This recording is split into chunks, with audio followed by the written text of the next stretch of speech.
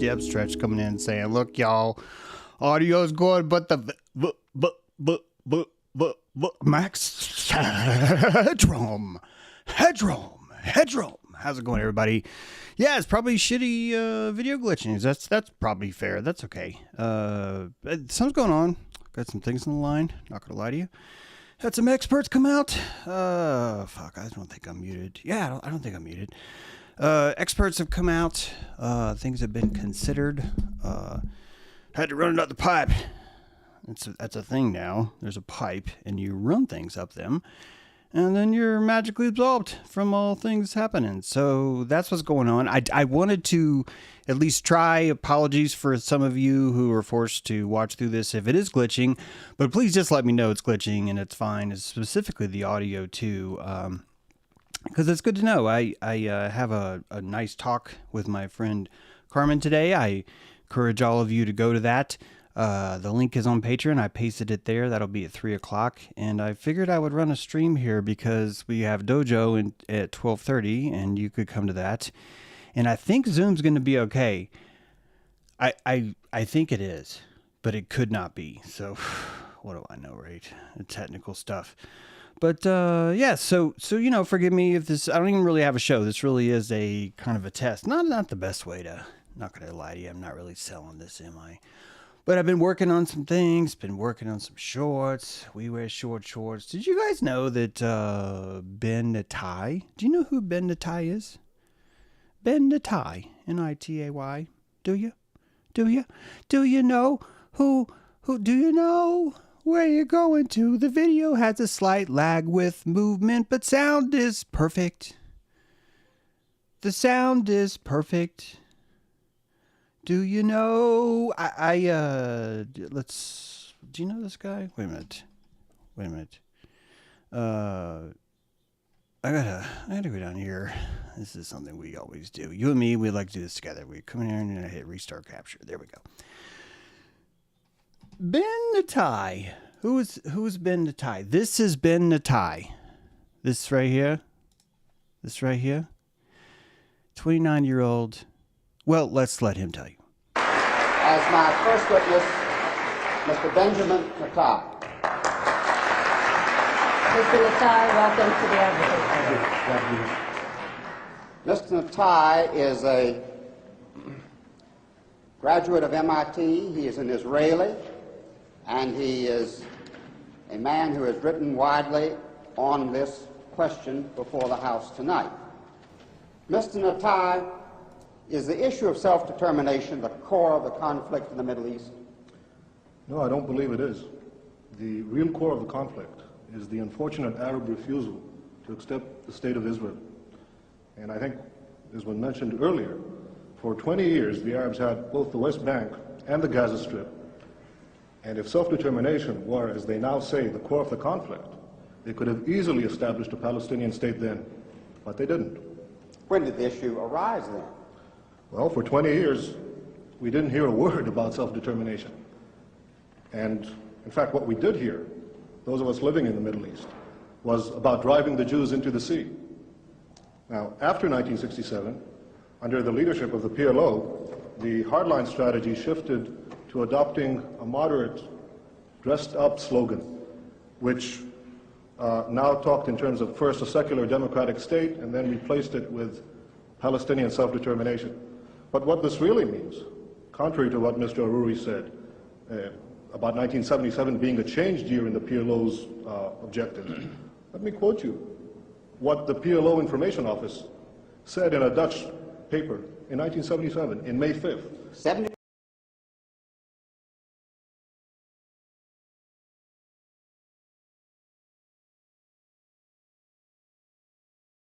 Oh man, sorry. I don't want to bore you with the whole thing, but we'll get to the good part in a sec. I'll let that go on a little bit too long. Some audio. Man, I'm kind of all kinds of weird technical issues right now with the internet and audio stuff and everything else. I got buttons going off, knobs turn off, shit like that. Anyway, Ben Nitay. Let's see who this guy originally was. That's one of his names. Went to MIT. Long, illustrious career, of course. And he's getting ready to be asked, do you think that the Palestinians deserve their homeland? deserve their own homeland? His answer is going to be no. It's going to be no. This is before he's even, this is basically the birth of what's happening here. You're looking at a hive. You're looking at a cult that honestly has so much influence, so much power. And that power comes from so much of a focus on winning, on fighting over what the rock is cooking, finding a foothold in something. I got a lot of flack for yesterday's stream. That I pulled it offline, not because of that. I pulled it offline because I'm trying to retool how maybe the show could go. We have plenty of watchers, we have plenty of supporters, but it just never grows. It just never grows. It's so slow. It crawls so slow. I'll work 3 months, put out like a bunch of research, and maybe I'll get like 3 more subscribers. And so I love what I'm doing, but I don't know how. Anyway, I've been trying to retool, trying to figure out a different, maybe a different solution to how things could be. All that to say, that's another reason why I pulled part of the stream. I'll put a link on Patreon so you can have it. It's probably not my best one, but it does capture this. Greater Israel being it's a predator that's moving so slow that you don't necessarily see its feet. You don't see it step on the ground itself. In fact, when we invaded Kuwait, I didn't even know the word Greater Israel existed. I know others did. I was 19. I didn't know shit. I was like one of the Doge employees who's sent in to pretend to cut waste. I don't even have a federal mandate. I'm not even open to FOIA requests. And you've got this entire organization that's pretending to liberate the government, rush in and do everything without even needing FOIA requests to satisfy it, because it's not actually a federal agency. It's an independent crusader, a paladin that's been allowed to enter into this place. And anyway, it's kind of insane. And we're just calling this government. We're just saying, hey man, this government. Why are you confused by this? So I was too naive at the time to even understand what was happening. But Kuwait really was just hey, let's go ahead and do this. Let's take the eastern foothold of the region that we would call Greater Israel, and let's stick a pin in it. Let's call it ours. Let's let the man tell you. Let's let this is 7? not Ben anymore. Now we're going to jump over to Benjamin. We're going to save this crazy lady for a second.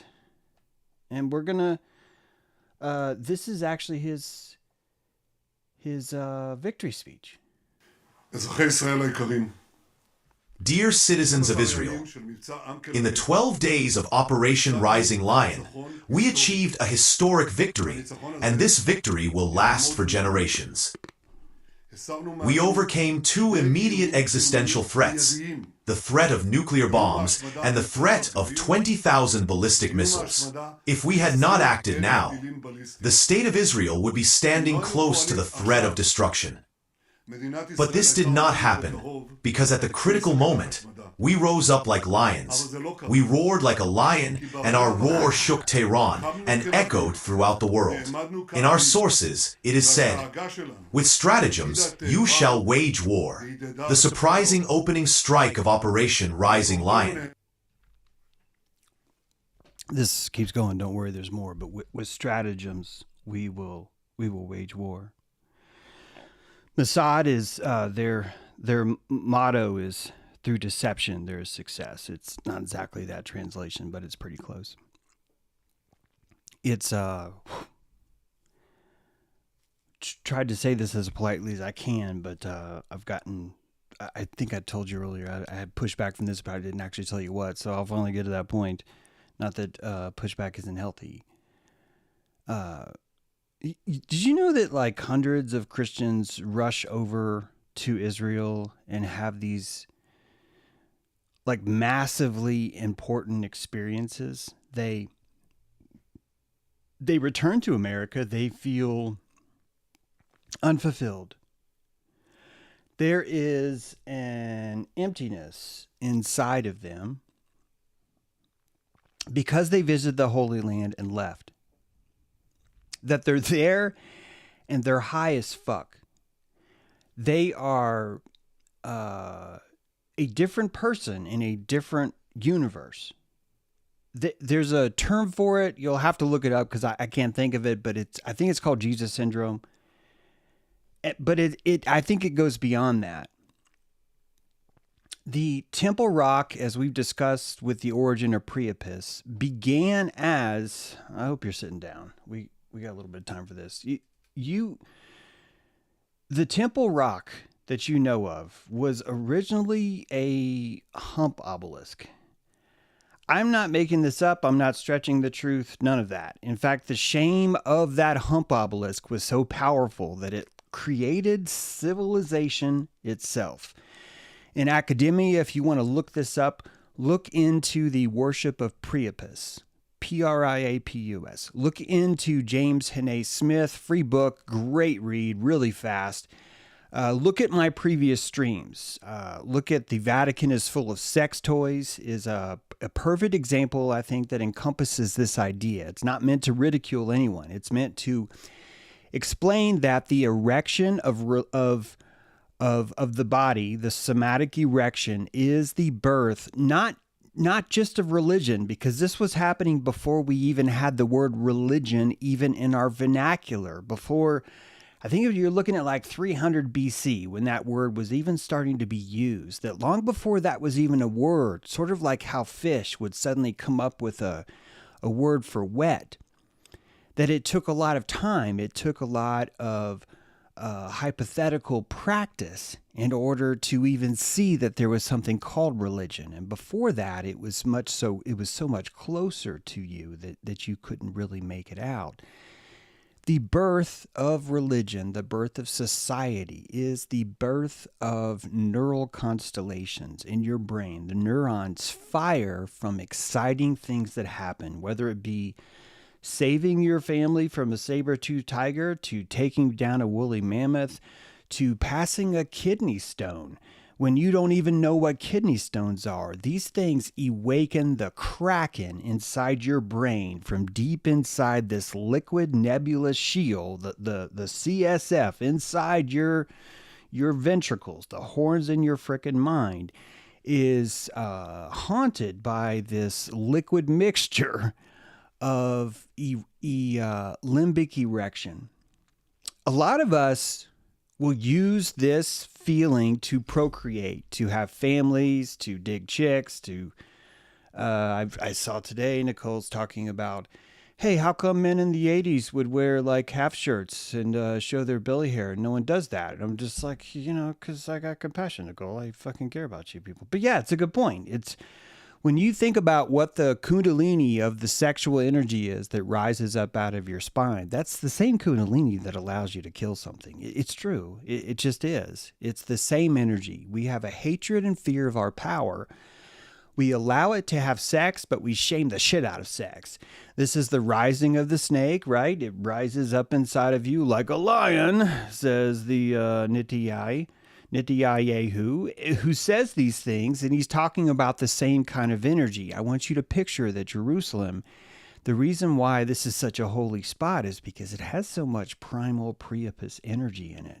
They humped this rock so long, guys, that they had to crucify a guy named Peter, the only apostle who was crucified upside down, literally showing you that back when Priapus was still a thing, when the cross was upside down, that's two ho-hos and a he-hoo. That's a flagpole and two rocks, okay? That's 2 tablets and a rod of Aaron. That being crucified upside down is actually showing you how Priapus itself turned into Christianity. The worship of Christianity was the sheathing of Priapus. That Priapus rose, it built society, and then it gave society syphilis. No joke. It gave it gonorrhea. It gave it syphilis. People started to feel punished. They started to feel that the gods had abandoned them, that the pagan gods, where every month we go out and it's like, who wants to get raped? And there's always one chick that's like, oh, I got caught out too late. Oh no, I will run as fast. Oh, I've dropped a bag of olives. Oh my goodness, I have to pick up these olives. Oh, I will bend over. And that this is, I know I'm kind of weird, but this has probably happened. And that these pagan rituals started to punish. In the mind, it started to punish people. Why? Because it burned when I pee. I've talked to you before about this is how Medusa came in. The idea of Medusa is what? A Gorgon virgin, the finest ever made. You go to the temple. She turns you to stone. Bling! She erects you through Priapus. She erects you, turning you to stone when you look at how beautiful she is, and that this kills you because you end up with an STD. You go to the temple, you come back with an STD, and then everyone's like, hey, why do you scream when it pees now? And all you can do is say the Medusa punished me. And you on your Persian island, and you're, look how great we are. You got to come up with a reason for why you can blame all this burning when it pees. So you wage a crusade against the Gorgons himself, against the whorehouse itself. And you say, we will end all prostitution because this is the way. This is the way. And never once do we consider that we're worshiping the Ubermensch now. That we're worshiping the idea that we're not responsible for our own temptations. We just need to kill everyone else that leads us into temptation, and we'll start our church that way. And quite frankly, we're grasping at straws, and I don't blame us. Look how far we've come. We're doing great, guys. We're doing great. We are mastering the universe. It's just taking us a long time. And we're kind of treating each other like shit along the way. What are you going to do, right? What are you going to do? What are you going to do, right? You're going to win. Will be recorded in the annals of Israel's wars. And it will be studied by all the armies of the world. In one blow, we defeated Iran's senior command, including 3 chiefs and many other senior officials. At the same time, we also defeated Iran's leading nuclear scientists. They were the ones who held on to knowledge. They were the ones who led the nuclear program. They who sought to bring destruction and death upon us. We destroyed the central enrichment plant in Natanz. The uranium... Look, we had to destroy them because they were... Look, we tried to bomb them peacefully. They wouldn't have that. Savages. So what are you going to do? Look, if you're going to walk into a country and you're going to bomb them and they're going to get all pissy about it, then really what other choice do you have? You can't let that. You can't let people walk around being all like, oh, don't bomb us. What the fuck? That's evil. That's evil as shit. This is your ex right here. This is your ex. This is your ex talking shit about you. This is that person you sort of don't really admire anymore. You're just watching really shitty behavior. This is most of our icons in the world. Most of our archetypes are this. People like this who are convincing you that someone should do something and that someone should not be them. Right? That someone should not be them.